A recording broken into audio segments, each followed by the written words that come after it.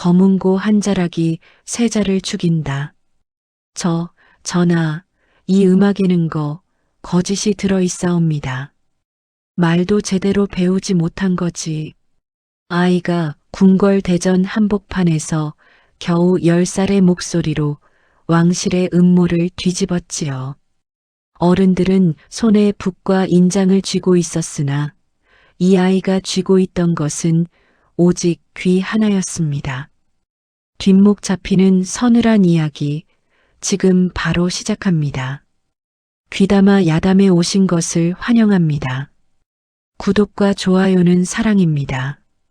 오늘 이 이야기를 어디서 듣고 계신지 댓글로 남겨주세요. 여러분의 밤을 따뜻하게 데워줄 예시이야기, 지금 시작합니다. 옛날 옛적 한양 저작거리 어느 뒷골목에 음악 귀를 가진 거지 아이가 살았지요. 이름은 준호라 했고 나이는 겨우 10살이었습니다. 그런데 이 아이의 귀에는 어른들도 듣지 못하는 소리가 들렸지요.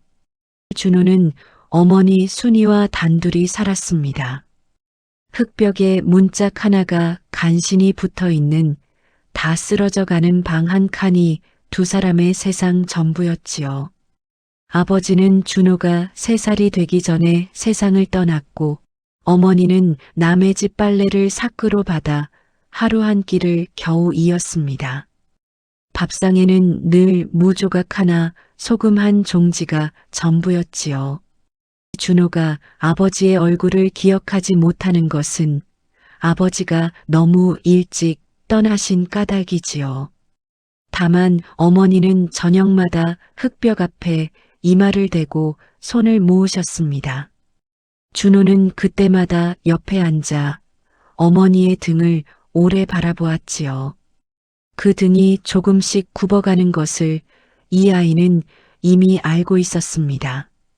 어느 밤엔가는 어머니 몰래 얼음 같은 그 손끝을 자기의 작은 두 손으로 감싸준 적이 있었지요. 손이 잠깐 따뜻해지자 순이는 자다가도 아이의 손을 지그시 다시 여며 주었습니다. 준호는 그날 밤을 오래 기억했지요. 세상이 이렇게 시릴 수도, 이렇게 따뜻할 수도 있다는 것을 처음 알았던 밤이었으니까요. 그런데 이 아이에게는 남다른 것이 하나 있었지요. 바로 귀였습니다. 준호의 귀는 세상 사람들 것과 조금 다르게 생겼던 모양이었지요. 저작거리를 지나가는 그 어떤 소리도 이 아이의 귀를 한번 스치면 마음 한구석에 그대로 새겨졌습니다. 이 아이의 귀가 다르다는 것을 순이가 처음 안 것은 준호가 아직 걷지도 못하던 시절이었지요. 그 무렵 골목 어느 잔칫집에서 대금 한 자락이 흘러나오는 밤이 있었습니다. 순이는 아이를 안고 그 밤길을 지나갔는데 대금이 한 음절 살짝 어긋난 것을 어른들은 아무도 눈치채지 못했지요. 그런데 그 순간 어머니의 품 안에서 준호가 갑자기 얼굴을 찡그렸습니다. 마치 어디를 찔린 것처럼 말이지요. 순이는 그때 처음 알았습니다. 이 아이의 귀는 어른 귀와 다른 결로 열려 있음을. 그 뒤로도 이 아이는 어느 문 뒤에서 든 소리 하나가 어긋나면 반드시 그쪽으로 고개를 돌리곤 했지요. 거리 한편에서 늙은 악사가 검은고를 튕기면 준호는 그 음의 높낮이를 하나도 놓치지 않고 기억했지요. 어디선가 대금 소리가 흘러나오면 그 소리의 결을 그대로 목으로 옮겨 휘파람을 불었습니다. 심지어 준호는 악기를 배운 적이 단 한 번도 없었지요. 스승도 없고 책도 없고 검은고 한 자락 손에 잡아본 일도 없었습니다. 그저 귀로 듣고 목으로 따라하는 것이 전부였지요. 준호의 재능은 마치 하늘이 유독 가난한 이 아이 하나에게만 몰래 쥐어준 선물 같았지요. 저작거리의 악사들도 이 아이를 알아보았습니다. 어떤 늙은 악사는 준호에게 다가와 자네 귀는 사람 귀가 아니야 하고 혀를 차고 갔지요. 또 어떤 이는 아이 앞에서 일부러 음을 하나 틀리게 켜고 어디가 어긋났느냐 물었습니다. 그러면 준호는 손가락으로 딱 그 음을 짚어냈지요. 어른들은 그저 껄껄 웃으며 이 아이의 재주에 놀랐다가 이내 잊었습니다. 거지 아이의 귀 따위 누구도 오래 기억해주지 않았지요. 부담한 저작거리 남쪽 모퉁이에 이 노인이라 불리는 늙은 악사 하나가 있었지요. 이 노인은 젊은 시절 궁궐 악방을 들락거렸다는 소문이 있었으나 지금은 저작거리 한 구석에서 낡은 거문고를 껴안고 사는 늙은이였습니다. 이 노인만은 준호를 그저 재밌는 재주로 보지 않았지요. 이 아이를 볼 때마다 오래 눈을 가늘게 뜨고 바라보다가 낮게 한마디씩 던졌습니다. 내 귀는 나중에 큰일에 쓰일 귀다. 함부로 흘려듣지 말거라. 준호는 그 말이 무슨 뜻인지 몰랐지요. 다만 이 노인이 자기에게만 그런 말을 하는 것이 조금은 무겁게 남았습니다. 어머니 순이만은 달랐습니다. 순이는 남의 집 마루 아래서 하루 종일 빨래 방망이를 두드리다가도 저녁이 되어 집으로 돌아오면 아들 앞에 앉았지요. 그리고 오늘 어떤 소리를 들었느냐고 물었습니다. 준호는 그날 들은 소리를 하나하나 되짚어 목소리로 옮겼지요. 어머니는 눈을 감고 그 노래를 들으며 저린 손가락을 만지작거렸습니다. 우리 준호 또 노래하니. 그 맑은 목소리 들으면 엄마 마음이 한결 가벼워지는구나. 어머니의 손끝은 늘 부풀어 있었지요. 겨울에는 갈라져 피가 배어 나오는 날도 있었고 여름에는 물에 오래 담긴 자국이 붉게 남는 날도 있었습니다. 준호는 그 손을 볼 때마다 마음 한구석이 눌리는 것 같았지요. 언젠가는 이 손이 얼음물에 담기지 않는 날이 있기를 이 아이는 조용히 바라곤 했습니다. 다만 10살짜리가 할 수 있는 일이라고는 저녁마다 어머니 앞에서 한 곡을 더 부르는 것뿐이었지요. 이 한마디에 준호는 하루의 배고픔을 모두 잊었지요. 어머니의 얼굴에 잠깐 웃음이 스치는 것, 그것 하나면 이 아이에게는 세상이 다 채워졌습니다. 준호의 하루는 늘 새벽 종소리에서 시작되었지요. 아직 어두운 골목을 지나 우물가에서 물 한 두레박을 길어오면 처마 밑에서 참새들이 아침을 짓는 소리가 들렸습니다. 준호는 그 참새 소리마저도 마음속에 새겨두었지요. 낮에는 저작거리에 나가 아무 자리에나 걸터 앉아 지나가는 소리들을 하나하나 담았습니다. 어떤 날은 물장수의 목청이 새로 뽑히는 결이 좋았고 어떤 날은 두부 파는 안악의 노래 한 자락이 유난히 슬프게 들렸지요. 저녁이 되면 준호는 그날 하루 동안 마음에 새긴 소리들을 낮은 목소리로 되뇌며 집으로 돌아왔습니다. 이 아이에게는 그것이 하루의 밥이었고 하루의 옷이었지요. 이 아이는 가난을 원망하지 않았지요. 원망하는 법을 아직 몰랐던 것이 아니라 원망할 짬이 없었던 까닭이지요. 아침에 눈을 뜨면 세상은 늘 소리로 가득했습니다. 처마 밑에 매달린 풍경이 흔들리는 소리, 우물가에서 두레박줄이 삐거덕대는 소리, 새벽 종이 댕하고 울리는 소리. 준호에게는 그것들이 다 노래였지요. 다만 준호는 아직 알지 못했습니다. 자신의 이 귀가 언젠가는 한 나라의 흉한 거짓을 무너뜨리는데 쓰이게 되리라는 것을 말이지요. 그 무렵 궁궐 안에는 짙은 그림자가 드리워졌지요. 나라를 다스리시던 임금께서 갑자기 자리에 누우신 것이었습니다. 낮에도 미음한 술을 뜨지 못하시고 밤이면 식은 땀에 이불을 3번씩 갈아야 했지요. 어이들이 밤낮으로 들락거렸으나 병세는 조금도 나아지지 않았습니다. 임금께서 자리에 누우신 지 1회가 지났고 다시 1회가 지났지요.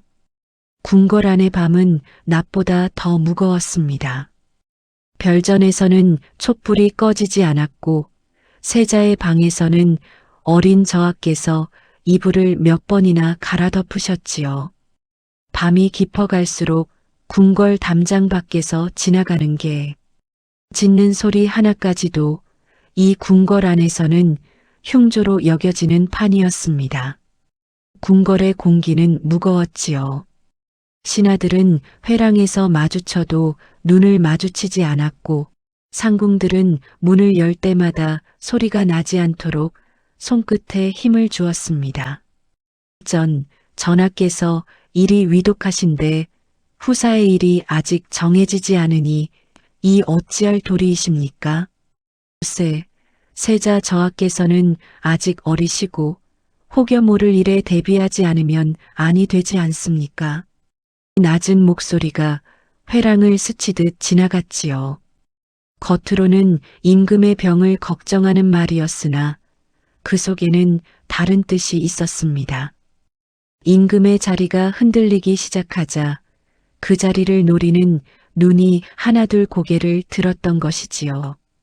그 중에서도 가장 먼저 그리고 가장 깊이 눈이 어두워진 자가 있었지요. 임금의 아우 되시는 청안대군이었습니다. 청안대군이라는 자는 본디 무예에 뛰어나고 담이 크다 하여 조정에서도 함부로 대하지 못하는 위인이었지요. 그런데 이 대군에게는 사람들이 잘 모르는 한 가지 결이 있었습니다. 바로 왕자에 대한 오랜 갈망이었지요. 청안대군의 이 갈망은 하루아침에 생긴 것이 아니었습니다. 어릴 적 이 대군은 늘 형의 그늘에 있었지요. 부왕께서 2 아드님을 함께 세워두시고 그를 물으실 때마다 답을 먼저 짚어내시는 이는 늘 형이었습니다. 화를 겨누실 때도 말을 몰 때도 조정 대신들의 눈이 먼저 향하는 이는 늘 형이었지요. 청안대군은 그때부터 조용히 마음속에 샘판 하나를 굴리기 시작했습니다. 그 샘판은 아무도 모르게 오랜 세월 동안 조금씩 자라났지요. 그리고 지금 형이 병상에 누우신 이 겨울에 이르러 그 샘판은 이 대군의 마음을 온통 뒤덮고 있었습니다. 이 대군이 가장 오래 마음에 담아둔 날은 12살 되던 해의 활 겨루기 자리였지요. 그날 부왕께서 2 아드님에게 각기 활을 쥐게 하시고 마당 저편의 붉은 표적을 겨누게 하셨습니다. 청안대군은 그날 새벽부터 활주를 만졌고 손끝이 부풀 만큼 연습을 거듭했지요. 그러나 첫 화살을 쏜 이는 형이었고 그 화살은 표적의 한복판을 뚫었습니다. 대군이 뒤이어 쏜 화살도 표적을 맞췄으나 부왕의 눈길은 이미 형의 화살에 가 있었지요. 대군은 그날 저녁 자기 처소로 돌아와 활주를 손으로 오래 잡고 있었습니다. 그때부터 이 대군은 형이 짚는 자리 옆에서는 자기가 아무리 힘을 써도 늘 2번째가 된다는 것을 몸으로 배웠지요.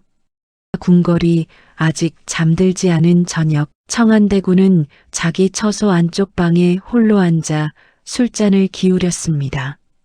그러면서 창밖 어둠을 오래 바라보았지요. 대군의 눈빛은 술기운보다 더 짙게 흐려져 있었습니다. 임금의 병이 깊어질수록 이자의 마음속에서는 이상한 샘판이 하나 굴러가기 시작했지요. 임금께서 가시고 나면 세자가 서게 되는데 그 어린 세자가 자리에 앉기까지는 반드시 흔들림이 있을 터. 그 흔들리는 잠깐의 틈에 자기 자리를 밀어넣으면 되지 않겠는가. 대구는 그렇게 생각했지요. 다만 걸리는 것이 하나 있었습니다.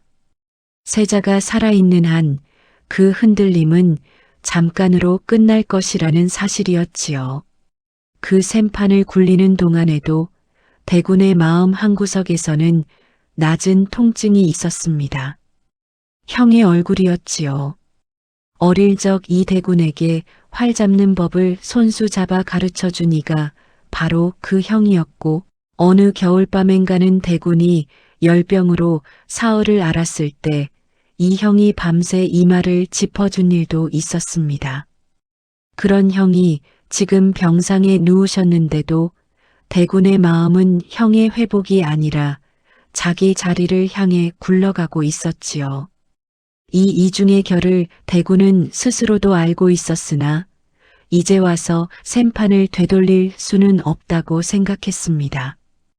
형에 대한 죄스러움은 술 몇 잔으로 밀어넣으면 그만이었지요. 세자를 그저 없앤다고 될 일이 아니었지요.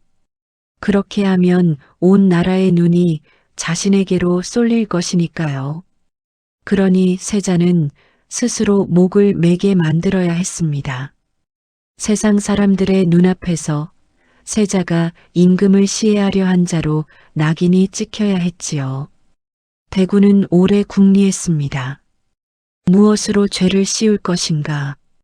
문서로 씌우자니 필적이 걸리고 사람으로 씌우자니 말이 세게 마련이고. 대군은 미간을 찡그리며 술잔을 다시 채웠지요.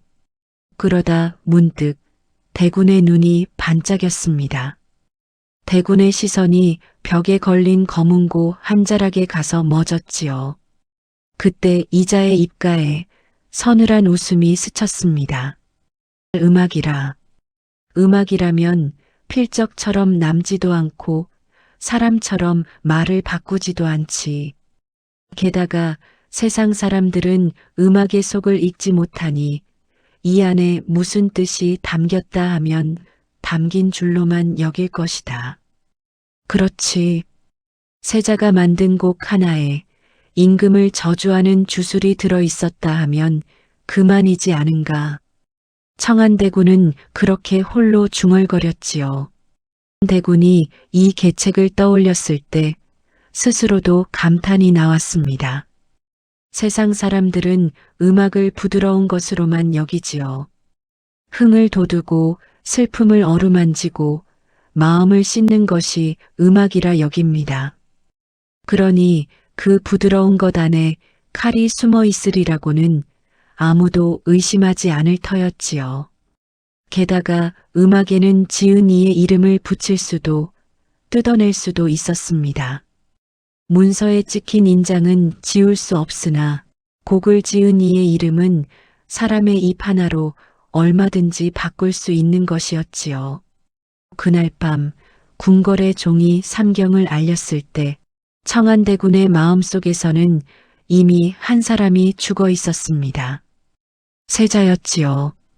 어린 세자가 자기의 마지막 밤을 편히 누워 자는 그 시각에 큰아버지 되는 사람이 그를 무너뜨릴 곡조 하나를 궁리하고 있었던 것입니다. 아직 그것을 아는 이는 궁궐 안에 아무도 없었지요. 다만 훗날 저작거리의 한 거지 아이가 그 곡조를 스치듯 듣게 되리라는 것도 이때는 누구도 알지 못했습니다. 이튿날 저녁 청안대군은 궁궐 앞방에서 가장 손이 좋다는 자를 몰래 자기 처소로 불러들였지요. 이름은 민준이라 하는 악사였습니다. 29 나이에 이미 궁궐 안검문고 스승 소리를 듣던 위인이었지요. 그런데 이 민준이라는 자에게도 남모를 사정이 있었습니다. 시골에 남겨두고 온 늙은 어미와 어린 여동생이 있었지요. 민준이 궁궐 앞방에 들게 된 것은 16해 전이었습니다. 시골 마을 어느 잔치에서 이 아이가 검은고 한 자락을 튕기는 소리를 듣고 지나가던 늙은 악사 하나가 이 아이를 궁궐로 데려온 것이었지요. 그날 밤 어미는 이 아이를 붙잡고 오래 울었습니다. 궁궐로 가면 다시 못 볼 것 같아 그러셨지요. 민주는 어미의 굽은 등을 오래 바라보다가 반드시 다시 뵈러 오겠다고 약조하고 떠났습니다. 그러나 궁궐 살림이 어디 시골 아들의 뜻대로 굴러가는 곳이던가요? 민주는 그 뒤로 16해 동안 어미의 얼굴을 겨우 3번밖에 뵙지 못했지요. 민준이 방에 들자 대구는 스스로 잔을 채워 그의 앞에 밀어놓았습니다. 그러고는 낮게 웃으며 말문을 열었지요. 잔의 손이 참으로 곱다. 이 손으로 곡 하나를 지어주게. 아주 잠깐 짧은 한 곡이면 되네. 세상에 없던 조금 이상한 곡으로 말이지. 다만 그 곡을 지은 이는 자네가 아니라고 해야 한다. 다른 분이 지은 곡을 자네가 받아 연주만 했다고 그리 말해주면 되는 것이야. 민주는 잔을 받아든 채로 손끝이 살짝 떨렸지요. 대군의 말이 무슨 뜻인지 그는 곧 알아차렸습니다. 다만 감히 되묻지는 못했지요. 저는 그저 소인의 곡을 짓는 것이 소임이온데 어찌 남의 이름을 함부로 붙이겠사옵니까? 민주는 겨우 그렇게 말끝을 흐렸습니다. 대구는 껄껄 웃으며 잔을 도로 밀었지요. 오늘은 그만 가보게. 다만 며칠 안에 다시 오시게 될 걸세. 그날 밤 민주는 자기 처소로 돌아와 이불도 펴지 못한 채 오래 앉아 있었지요. 궁궐 담장 너머로 개 짖는 소리가 낮게 들려왔습니다. 민준의 손끝은 아직도 떨리고 있었지요. 이 손이 오늘까지는 그저 곡을 짖는 손이었으나 내일 이후에는 무엇을 짖는 손이 될지 자기도 짐작이 갔던 까닭이지요. 민주는 낡은 함을 열어 시골에서 온 편지 몇 장을 꺼내 폈습니다. 어미가 손수 쓰신 것은 아니었지요. 어미는 글을 모르셨으니 마을의 늙은 훈장 어른이 어미의 말을 대신 받아 적어준 것이었습니다. 편지에는 별다른 말이 없었지요. 다만 우리 아들 밥은 잘 먹고 있느냐, 겨울에 이불은 두터운 것으로 덮고 있느냐, 그런 짧은 말들이 몇 줄 적혀 있을 뿐이었습니다. 그런데 그 몇 줄이 오늘 밤 민준의 손끝을 자꾸만 흔들었지요. 민준은 그 편지를 다시함에 넣지 못하고 밤새 자기 무릎 위에 얹어두었습니다. 민준은 그날 밤 잠을 이루지 못했지요. 새벽닭이 울 때까지 그는 시골 어미의 얼굴을 자꾸만 떠올렸습니다. 이튿날 밤 대구는 다시 민준을 불렀지요. 이번에는 방 안에 비단 한 필과 아이 주먹만 한 은자 한 뭉치가 놓여 있었습니다. 대구는 웃음기를 조금 덜고 말했지요. 자네 시골에 어머니와 누이가 있다지. 삭없이 사는 아녀자가 겨울을 넘기기 어렵다더군. 이 비단으로 옷을 지어보내고 이 은자로 쌀섬을 안치게. 그리고 곡 하나만 지어주게. 지은이는 세자라고 자네는 그저 명을 받아 옮겼을 뿐이라고 그렇게만 말해주면 되는 것이야. 민주는 그 자리에서 이마에 땀이 맺혔지요. 은자를 보는 것이 아니라 시골에 홀로 계신 어미의 굽은 등이 보였습니다. 그 등은 민준이 궁궐로 떠나던 그 해에도 이미 굽어 있었지요. 이제는 얼마나 더 굽으셨을까. 겨울마다 그 등에 걸치는 무명옷 한 자락이 얼마나 얇았을까. 민주는 눈을 감았습니다. 눈을 감아도 어미의 얼굴은 사라지지 않았지요. 그러나 그는 겨우 고개를 저었습니다. 소인이 감히 그 성함을 함부로 입에 담지 못하겠사옵니다. 대구는 이번에도 껄껄 웃었지요. 그러나 그 웃음의 결이 어제와는 사뭇 달랐습니다. 셋째 날 밤 대구는 웃지 않았지요. 상 위에는 비단도 은자도 없었습니다. 대신 종이 한 장이 놓여 있었지요. 대구는 그 종이를 손끝으로 톡톡 두드리며 말했습니다. 자네, 어미와 누이의 이름이 여기 적혀 있다. 자네가 곡을 짓지 않아도 이 이름들이 죄인 명부에 오를 방도는 얼마든지 있느니 자네가 곡을 지어 세자의 것으로 돌리면 이 종이는 그대로 불에 들어간다. 자네의 어미가 오래 살기를 바라거든 오늘 밤 안에 결단하기에. 그 종이를 본 순간 민주는 온몸의 힘이 다 빠졌지요. 종이 위에 적힌 어미의 이름은 마치 이미 죄인 명부에 오른 것처럼 흐리게 흔들려 보였습니다. 이 자리에 앉아 있는 사람의 손끝 하나로 시골의 저 늙은 등이 하룻밤 안에 죄인의 등이 될 수 있는 것이었지요. 민준의 머릿속이 하얘졌습니다. 시골 마을의 초가지붕이 우물가에 늙은 살구나무가 어미가 늘 앉아 계시던 마루 끝에 낡은 방석이 한꺼번에 눈앞을 스쳐갔지요. 민주는 그날 밤 대군의 처소에서 나오지 못했지요. 새벽닭이 울 무렵 그의 손에는 검은 고 한 자락이 놓여 있었습니다. 그리고 그의 앞에는 이 세상에 없어야 할 곡 하나가 조금씩 지어지고 있었지요. 민준의 손끝은 자기 뜻대로 움직이지 않았습니다. 한 음을 짚었다가 물리고 다시 짚었다가 또 물리기를 20번쯤 되풀이했지요. 그러다가 결국 그는 자기가 평생 지어온 곡의 결을 하나씩 뒤집기 시작했습니다. 사람의 흥을 돋우는 자리에는 얼음을 얹었고 마음을 어루만지는 자리에는 서늘한 칼끝을 얹었지요. 그렇게 한 음씩 곡이 지어져 갔습니다. 지어질수록 이 곡은 사람이 듣기에 이상한 결을 띄어갔지요. 민준이 지은 곡은 사람이 편히 들을 수 있는 곡이 아니었습니다. 음이 반칸씩 어긋나 있었고 박자가 자꾸 발을 헛디뎠지요. 그러다 문득 사람의 이름 부르듯 어떤 소리가 3번 반복되었습니다. 마치 무언가를 향해 나지막이 저주를 되뇌는 것 같았지요. 듣는 이의 뒷목이 서늘해지고 어깨가 절로 옹송그려지는 곡이었습니다.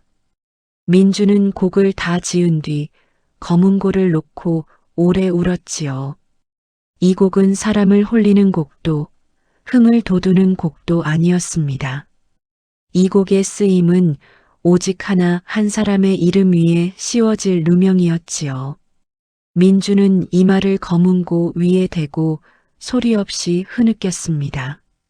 자기의 손이 오늘 밤 무엇을 지어냈는지 그는 누구보다도 잘 알고 있었지요.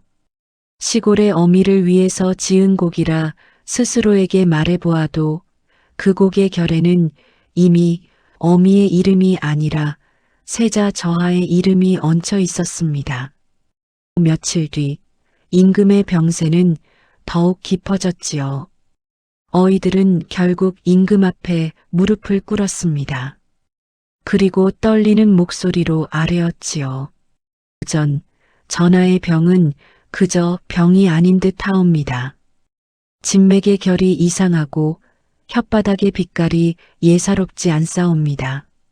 소신들이 감히 아뢰옵건대 누군가의 뜻이 들어간 독이 아닐까 하옵니다. 늙은 어이의 손은 임금의 손목을 붙잡은 채 오래 떨렸지요. 진맥의 결이 왼쪽과 오른쪽이 다르게 뛰고 혓바닥의 뿌리 부분이 검은 자줏빛으로 물들어 있는 것을 그는 처음 보았습니다. 이런 결은 한창 살아있는 사람의 몸에는 나오지 않는 결이었지요. 어인은 감히 그 자리에서 결론을 내리지 못하고 다만 어렵게 그 말을 아뢰었을 뿐이었습니다. 떼전에 있던 신하들이 서로 얼굴을 마주 보았지요.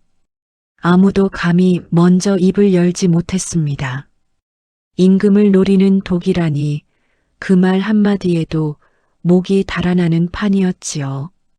그 침묵을 깨고 앞으로 나온 이가 있었으니 다름 아닌 청안대군이었습니다. 씨는 며칠 전부터 이상한 소문을 하나 붙잡고 있었사옵니다. 궁궐 어느 방에서 밤이면 밤마다 이상한 곡조가 흘러나온다 하옵니다. 신이 사람을 시켜 그 곡을 찾아왔사오니 부디 한번 들어보시옵소서. 대군은 그 자리에서 손짓 하나로 사람을 불렀지요. 이윽고 대전 문이 열리고 악사 민준이 검은고를 안고 들어왔습니다. 민준의 얼굴은 흙빛이었지요. 두 손이 어찌나 떨리는지 검은고 줄이 손끝에 닿기도 전에 이미 서늘한 소리가 나는 듯 했습니다. 대전 위의 신하들 몇은 이 젊은 악사의 손에 든 검은고를 흘깃 보고는 저도 모르게 옷깃을 여몄지요. 민준의 손끝에서 그 곡이 흘러나오기 시작했지요.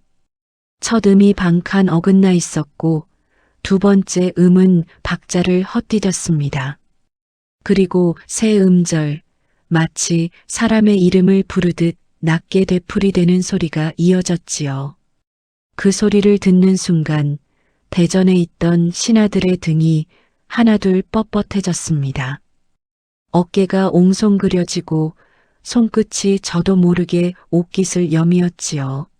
늙은 예조 참판 하나는 이마에 손을 대고 눈을 감았고 젊은 도승지 하나는 소매 끝을 꽉 쥔 채 그저 바닥만 바라보았습니다.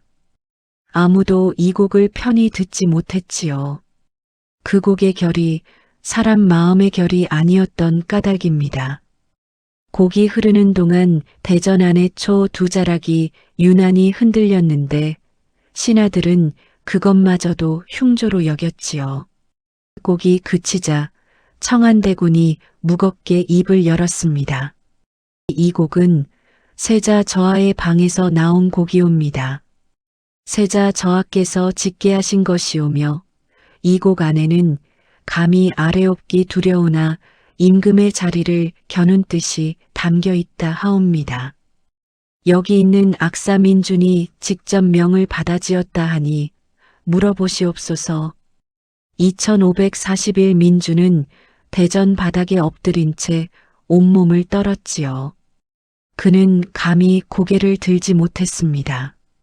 다만 시골에 남겨둔 어미의 구분 등이 그의 눈앞에 자꾸만 어른거렸지요. 결국 그는 이마를 바닥에 대고 떨리는 목소리로 아뢰었습니다. 그러하옵니다. 소인은 그저 받은 명을 옮겨 적었을 뿐이옵니다. 대전이 얼어붙었지요. 한 신하가 낮게 신음을 흘렸고 다른 신하는 소매로 얼굴을 가렸습니다. 임금은 병상에 누우신 채로 이 말을 들으셨는데 눈꺼풀조차 들지 못하셨지요. 다만 임금의 손끝이 이불 위에서 한번 움찔했습니다. 곁을 지키던 늙은 상궁만이 그 손끝의 움직임을 알아보았지요. 그 손끝은 무엇을 향한 손짓도 무엇을 붙잡으려는 손짓도 아니었습니다. 다만 자기 아들의 이름 위에 얹힌 그 흉한 말이 이 병든 몸 안쪽 어딘가를 한 번 더 찔러놓고 지나갔을 뿐이었지요. 임금은 그 순간 눈을 뜨지 못하셨으나 눈꺼풀 안쪽에서 무언가 흐르는 것을 곁의 상궁은 알았습니다. 이날부터 대전에서는 세자 저하의 이름 뒤에 자꾸만 흉한 말이 붙기 시작했습니다. 아직 임금께서 판결을 내리시지 않았으나 이미 세자의 앞길에는 그늘이 두 자쯤 드리워졌지요. 세자 저하께서는 그날 오후 별전에서 이 소식을 전해 들으셨습니다. 저하께서는 아무 말씀도 하지 않으셨지요. 다만 곁을 지키던 상궁의 손을 한참 붙잡고 계시다가 저녁 수라를 물리셨습니다. 저하께서는 자기가 무슨 죄를 지었는지 알 수 없으셨지요. 궁궐한 어느 사람이 자기를 이렇게까지 미워하는지도 아직 모르셨습니다. 다만 그 어린 저하께서 그날 밤 처음으로 자기의 두 손을 오래 바라보셨지요. 이 손으로 지은 곡이 없는데도 이 손이 지은 것으로 되어버릴 수 있다는 것을 그날 밤 처음 아신 까닭이었습니다. 그런데 그날 오후 궁궐 담장 너머로 그 흉한 곡조 한 자락이 새어나갔습니다. 궁궐 악방이 담벼락과 붙어 있었고 악사 하나가 그 곡의 손버릇을 잊지 못해 홀로 몇 번을 되풀이한 까닭이었지요. 그 소리는 담을 넘고 골목을 돌고 저작거리 어느 뒷골목에까지 흘러들었습니다. 그리고 그곳에는 하필이면 세상에 하나뿐인 그 귀가 열려 있었지요. 그날 준호는 저작거리 어느 담벼락에 등을 붙이고 앉아 있었지요. 무슨 큰일이 있었던 것도 아니었습니다. 다만 어머니가 심부름을 시키셨고 준호는 콩 한 되를 받아오는 길이었지요.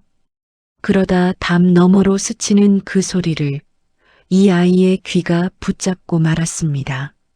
그날의 저작거리는 여느 날과 다르지 않았지요.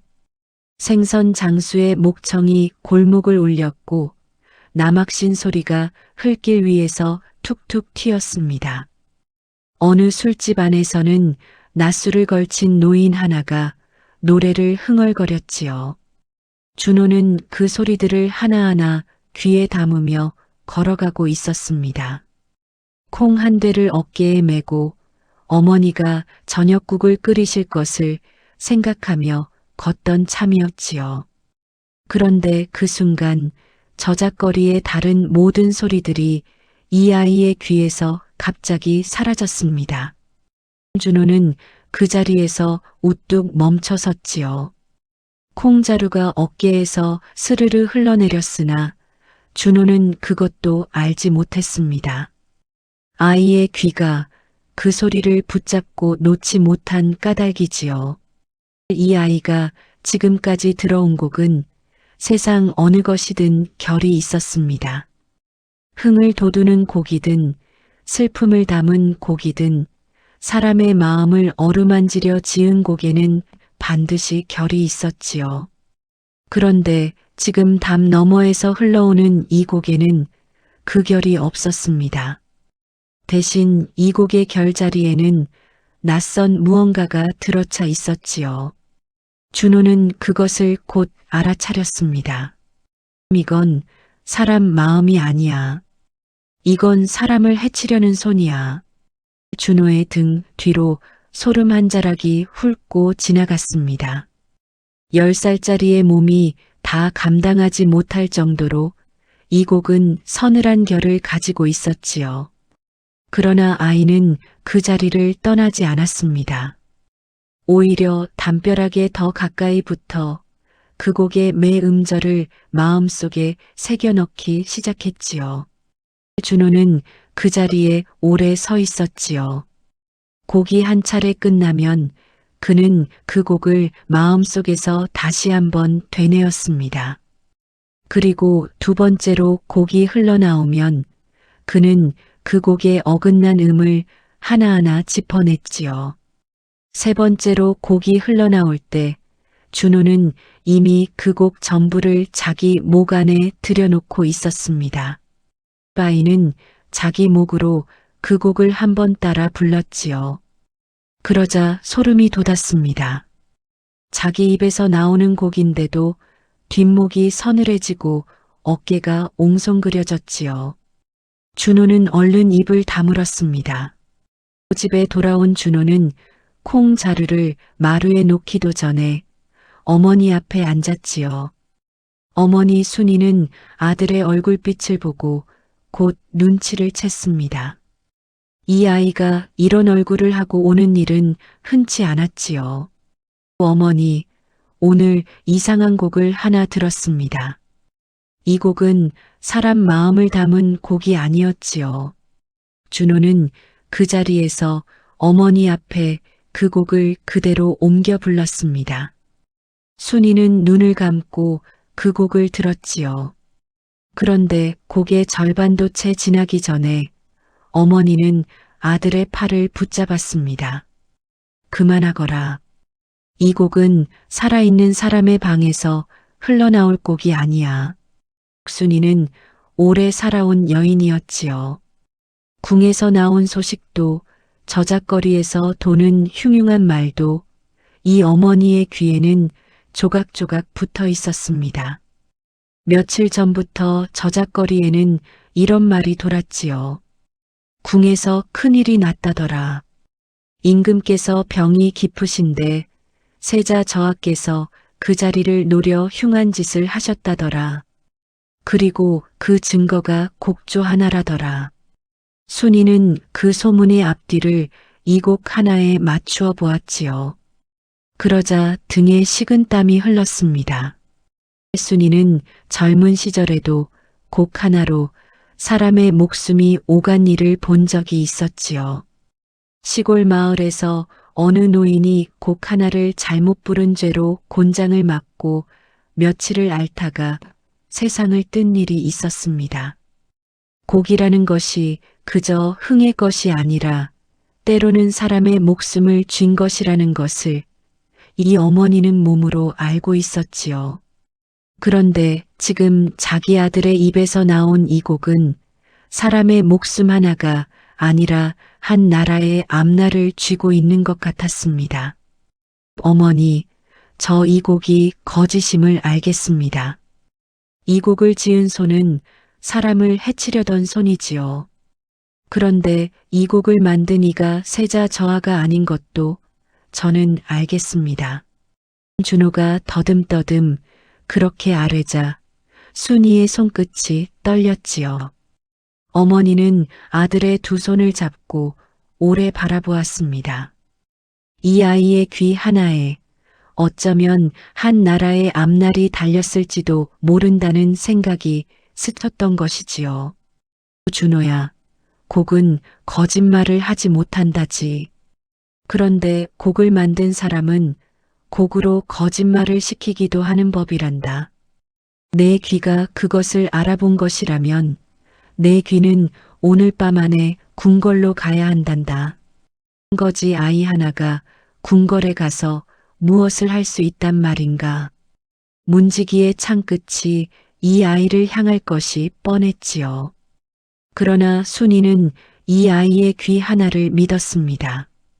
사람은 거짓을 짓지만 곡은 거짓을 견디지 못한다는 옛말을 이 어머니는 오랜 세월 몸으로 배웠던 것이지요. 그날 밤 준호와 어머니는 마당에 서서 서로의 두 손을 오래 마주 잡았습니다. 그러고는 함께 궁궐 쪽으로 발걸음을 옮겼지요. 저작거리의 등불이 하나씩 꺼져가는 새벽길이었습니다. 아이의 손은 자꾸만 차가워졌고 어머니의 손은 늘 그렇듯 얼음 같았지요. 그러나 두 사람은 그 새벽길을 조용히 걸어갔습니다.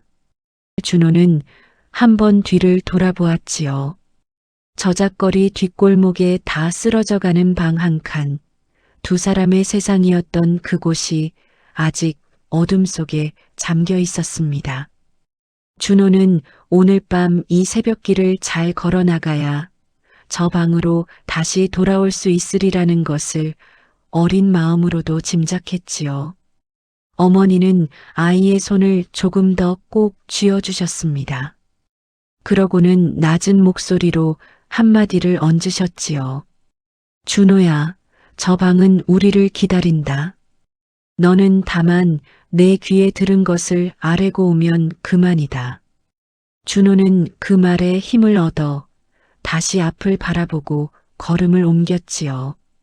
아이의 손안에는 곡 하나가, 어머니의 손안에는 아이 하나가 쥐어져 있었습니다.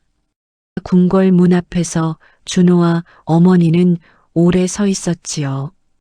문지기는 이 초라한 모자를 흘깃 보고는 눈길을 거두었습니다. 그러나 순이는 물러서지 않았지요.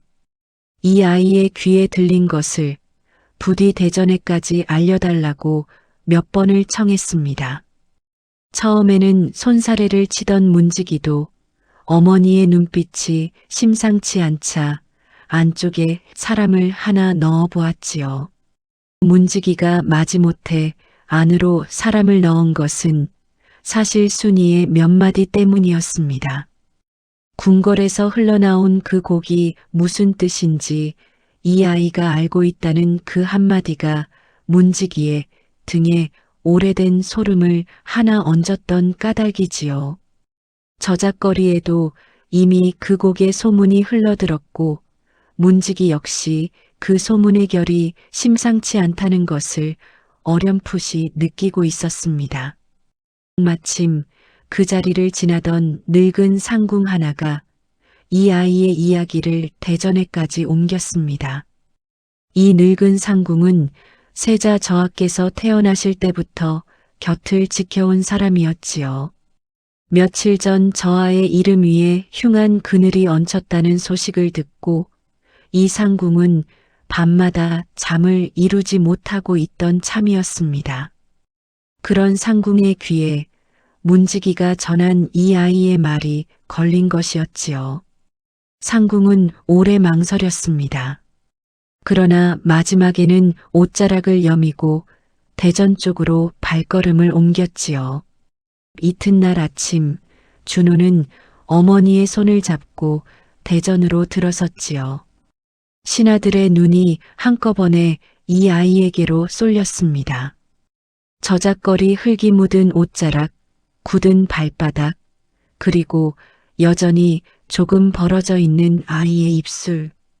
신하들은 서로 얼굴을 마주보며 쓴웃음을 지었지요. 대체 이 자리에 거지 아이가 무슨 일로 섰단 말인가. 병상에서 겨우 자리에 앉으신 임금께서 낮게 물으셨지요. 아이야, 내가 무슨 말을 하러 왔는지 말해보아라. 준호는 두 무릎을 꿇었습니다. 손끝이 떨렸으나 아이의 눈은 흔들리지 않았지요.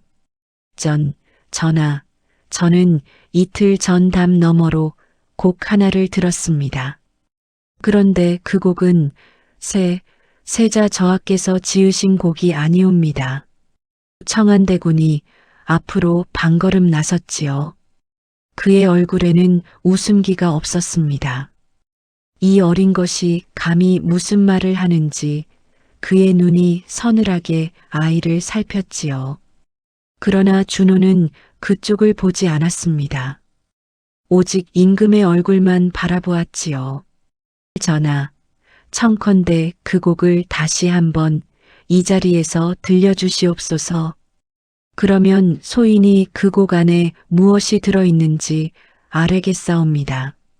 임금이 손짓하시자 악사 민준이 다시 대전으로 불려나왔지요. 민준은 준호를 보고 얼굴이 흙빛으로 변했습니다. 그러나 임금의 명을 거스를 수는 없었지요. 그는 다시 그 곡을 켰습니다. 곡이 그치자 준호는 자기 자리에서 무릎으로 방걸음 앞으로 나왔지요. 그리고 첫 번째 신문을 시작했습니다. 전하, 이 곡의 셋째 소절을 다시 들려주시옵소서. 이 소절에는 같은 음이 3번 되풀이되옵니다. 그런데 그 세 음의 사이 간격이 사람이 지은 곡의 결과 다르옵니다. 이것은 흥을 담기 위한 반복이 아니라 남을 향해 어떤 뜻을 되뇌기 위한 반복이옵니다. 세자 저하께서는 어릴 적부터 곡을 즐기셨다 들었사온데 저하의 성정에 이런 결의 곡이 나올 수 있는지 부디 세자 저하 곁에 오래 계셨던 스승께 물어보시옵소서. 임금이 옆에 있던 늙은 악방 어른을 돌아보았지요. 그 어른은 이마에 손을 짚고 오래 생각하다가 낮은 목소리로 아뢰었습니다. 세자 저하께서는 이런 결의 곡을 손에 익히신 적이 없사옵니다. 대전 안의 공기가 한번 크게 흔들렸지요. 어제까지만 해도 세자 저하의 이름 뒤에 흉한 말을 얹던 신하들이 이제는 서로 눈길을 피했습니다. 청안대군의 눈도 잠시 흔들렸지요. 그러나 그는 곧 다시 이마를 굳혔습니다. 아직 물음이 하나로 끝난 것이라 여겼던 까닭이지요. 준호는 조금 더 앞으로 나와 두 번째 신문을 이었지요. 전하, 이 곡의 시작 부분에는 반 칸이 어긋난 음이 있사옵니다. 곡을 처음 짓는 이가 잘못 짚었다면 그 음은 곡의 뒷부분에서 바로잡히는 법이온데 이 곡은 그 어긋난 음을 뒷부분에서 그대로 다시 밟사옵니다. 이는 잘못이 아니라 뜻이 있는 어긋남이오며 곡을 처음 짓는 이가 밟을 수 있는 손버릇이 아니옵니다. 이는 이미 오래 곡을 지어온 이의 손버릇이온데 세자 저하께서는 곡을 지어 세상에 내놓으신 적이 있으신지 부디 다시 여쭈어 주시옵소서. 임금이 다시 늙은 어른을 돌아보았지요. 어른은 이마에 땀을 훔치며 아뢰었습니다. 세자 저하께서는 아직 곡을 지어 세상에 내놓으신 적이 없사옵니다. 이번에는 청안대군의 얼굴이 살짝 굳었지요. 그의 이마 한 구석에 잔땀이 맺히기 시작했습니다. 대전 위의 촛불이 한번 크게 흔들렸고 그 흔들림 속에서 대군의 그림자가 벽에 크게 어른거렸지요. 그러나 대군은 아직 자기 자리를 지키고 있었습니다. 아직 마지막 한 수가 남아있다고 여겼던 까닭이지요. 준호는 이번에는 악사민준 쪽으로 몸을 돌렸지요. 아이의 목소리는 낮았으나 대전 구석까지 또렷이 닿았습니다. 악사어른 세자 저하께서 이 곡을 지으라 명하신 곳이 어느 방이옵고 어느 시각이었사옵니까? 그리고 그 자리에는 저하 곁을 지키는 상궁이 몇이나 함께 있었사옵니까? 세자 저하께서는 늘 상궁 서너시 곁을 지키신다 들었사온데 그중 어느 한 분이라도 이 곡을 들으신 이가 있사옵니까? 민준의 얼굴이 하얗게 질렸지요. 답을 지어내려 해도 답을 얹을 자리가 없었습니다. 세자 저하의 방에는 늘 사람이 있었고 그 사람 하나만 데리고 오라 해도 거짓은 곧 무너질 판이었지요. 민준의 입술이 몇 번을 열렸다 닫혔습니다. 그러다 그는 결국 입을 다물었지요. 그 침묵은 짧지 않았습니다. 대전 위의 초 두 자락이 한 번 흔들리고 두 번 흔들릴 만큼 그 침묵은 오래 이어졌지요. 그 침묵 안에서 민주는 자기 무릎이 바닥에 얼마나 오래 놓여 있었는지도 잊어갔습니다. 시골 어미의 얼굴이 눈앞에 자꾸만 어른거렸고 어미의 구분 등 뒤로 이 늙은 저작거리의 새벽 풍경이 겹쳐왔지요. 민주는 그 침묵 안에서 자기가 이미 한 번 무너졌음을 깨달았습니다. 지어낸 답이 아무리 매끄럽다 해도 이 침묵 뒤에 붙일 수 있는 답은 세상에 남아있지 않았던 까닭이지요. 그 침묵이 대전 위에 어떤 말보다 크게 울렸습니다. 임금이 병상에 앉으신 채로 낮게 말씀하셨지요. 악사민주는 고개를 들라. 그리고 이 아이 앞에서 다시 아뢰어라. 이 곡을 지은 이가 진실로 세자이냐? 아니면 다른 사람이냐? 민주는 오래 엎드려 있었지요. 그러고는 결국 이마를 바닥에 대고 흐느끼며 아뢰었습니다. 소인이 지었사옵니다. 소인의 어미와 누이가 볼모로 잡혔사옵고 이 곡을 지으라 명하신 이는 세자 저하가 아니오라 청안대군이시옵니다.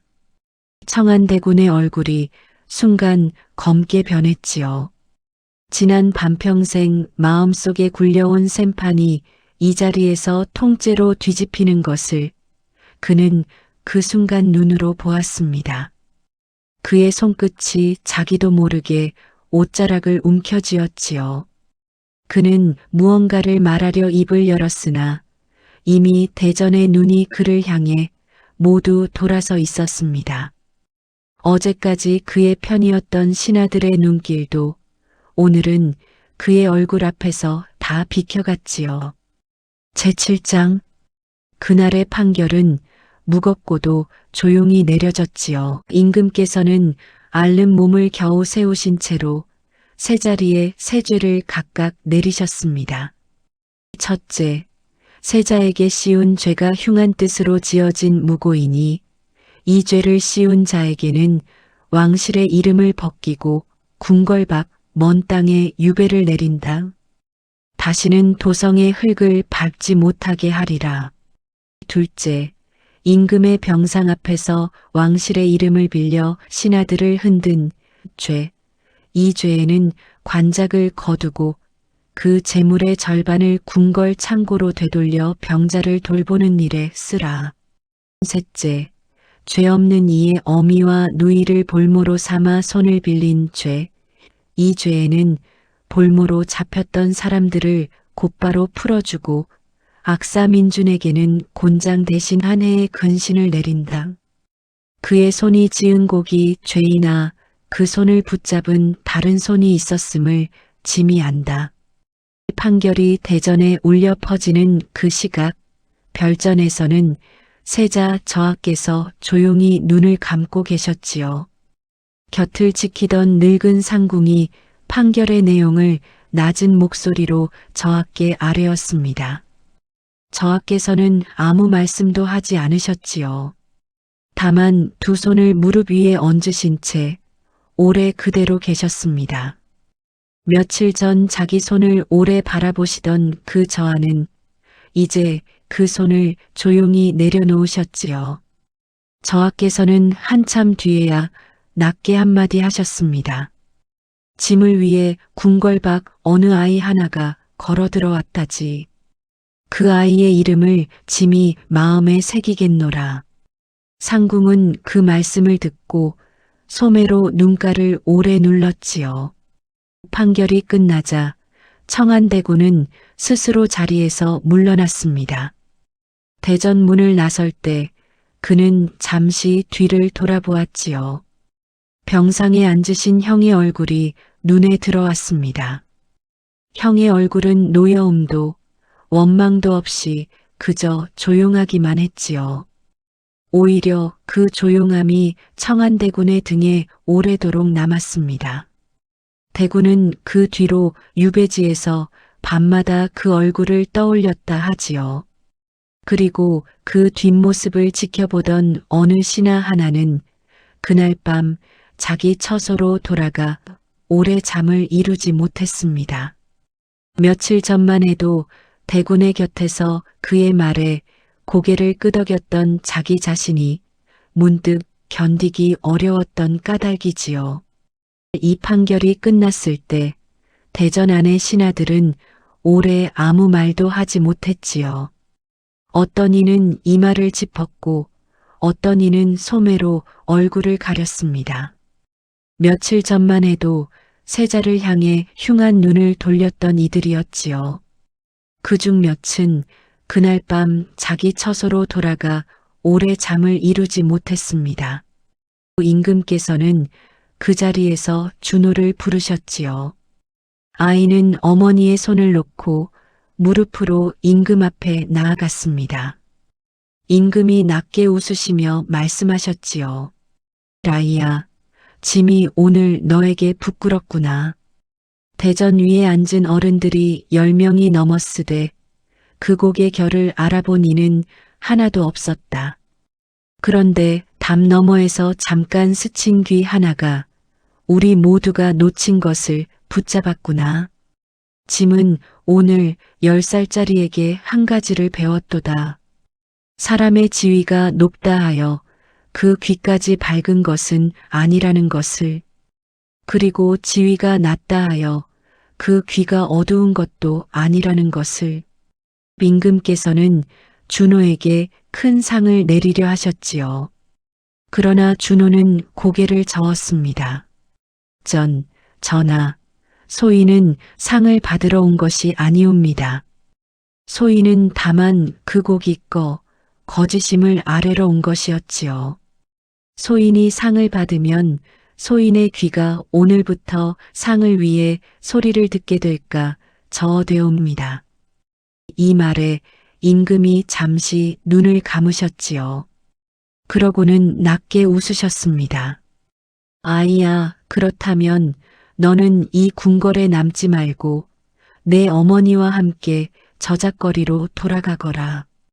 다만 짐이 한 가지 청을 얹지 마. 내 어머니의 손이 이제 남의 집 빨래로 굳지 않도록 짐이 조그마한 살림 하나를 마련해 주고 싶구나.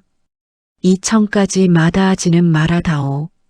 준호는 그때 처음 어머니 쪽을 돌아보았지요. 순이의 눈에는 이미 눈물이 고여 있었습니다. 그 눈물을 본 준호는 이번에는 고개를 살짝 숙였지요. 그 뒤로 준호와 어머니는 저잣거리 뒷골목에 그 다 쓰러져 가던 방을 떠나 조그마한 초가 한 채로 옮겼지요. 어머니의 손은 더는 얼음물에 담기지 않았고 준호의 배는 저녁마다 따뜻한 국물로 채워졌습니다.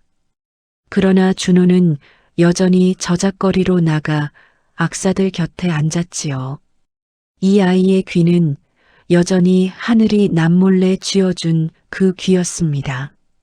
이따금 저잣거리 남쪽 모퉁이의 이 노인이 준호를 불러 곁에 앉히고 오래 눈을 가늘게 뜬 채 아이의 얼굴을 바라보았지요. 그러고는 낮게 한마디를 던졌습니다. 내가 뭘 하더냐? 내 귀는 큰일에 쓰일 귀라고 하지 않았더냐? 준호는 그저 웃으며 노인의 낡은 검은고 앞에 앉았지요.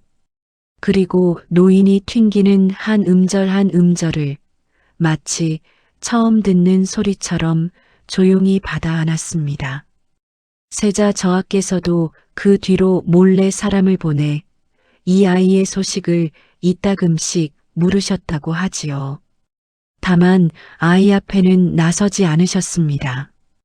이 아이의 귀가 상 앞에서 흔들리지 않기를 바라셨던 까닭이었지요. 세자 저하께서는 무사하셨고 임금의 병은 훗날 서서히 자리를 잡으셨지요.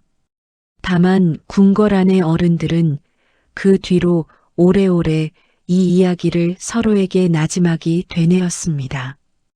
어느 밤엔가 대전 위에 한 늙은 신하가 술잔을 든 채 이런 말을 흘렸다지요. 우리는 그때 10살짜리 아이 하나에게 배웠구나. 우리 귀가 저 아이의 귀만 못했음을 감히 부끄러워하지 않을 수가 없었지. 그 흉한 곡조는 그날 이후로 궁궐 어느 곳에서도 다시 흘러나오지 않았습니다. 악사 민준이 시골로 내려가 어미의 곁에서 한 해 근신을 지낸 뒤로는 그 곡의 손버릇조차 그의 손끝에서 사라졌다고 하지요. 세상의 어느 악보에도 남지 못한 그 곡은 다만 준호의 귀 안에서만 조용히 잠들어 있었습니다. 이 아이는 그 곡을 2번 다시 자기 목으로 부르지 않았지요. 세월이 흘러 준호가 다 자란 뒤에도 저잣거리 뒷골목에는 종종 그 이야기가 되풀이되었습니다. 저녁마다 낮술을 걸친 노인들이 아이들에게 들려주는 예시이야기 속에 담 너머로 흉한 곡을 들은 어느 10살짜리 아이의 이야기가 조용히 자리 잡았지요. 어떤 밤엔가는 그 저잣거리의 등불 아래서 어린아이 하나가 문득 담벼락에 귀를 대보기도 했다지요. 담 너머에서 아무 소리도 들려오지 않으면 그 아이는 안도의 숨을 내쉬며 다시 발걸음을 옮겼습니다. 세상에 흉한 곡 하나 없이 흘러가는 밤이 얼마나 고마운 밤인지 이 아이들도 어렴풋이 알았던 까닭이지요. 옛 어른들은 이런 말씀을 하셨지요. 사람은 거짓을 지어도 곡은 거짓을 견디지 못한다.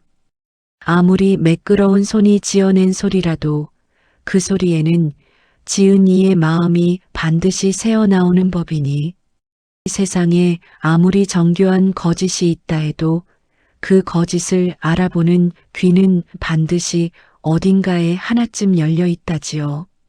그리고 그 귀는 때로는 궁궐대전이 아니라 담 너머 저작거리 뒷골목의 어느 어린 아이에게 조용히 열려 있기도 하는 것입니다. 이것으로 오늘 밤의 야담을 마치겠습니다. 준호의 귀 같은 귀 하나 여러분의 마음속에도 반드시 열려 있음을 잊지 마시기려. 다음 밤에도 더 깊고 더 서늘한 옛 이야기로 찾아뵙겠습니다.